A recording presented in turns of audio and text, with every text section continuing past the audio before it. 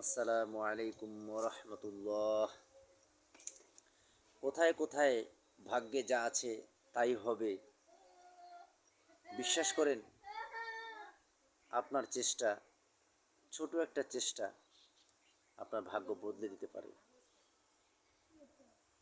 টেবিলের উপরে রাখা গ্লাসের পানি আপনা আপনি আপনার মুখে এসে ঢুকবে না। টেবিলের উপরে রাখা পানি আপনা আপনি আপনার মুখে এসে ঢুকবে না। উঠে বসুন, গ্লাস হাতে নিন, পানি পান করুন। ভাগ্যের উপর ছেয়ে না দিয়ে ভাগ্য বদলাতে চেষ্টা করুন, দোয়া করুন।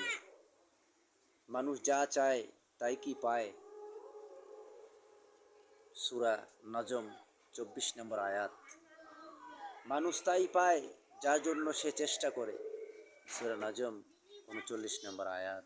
আসসালামু আলাইকুম।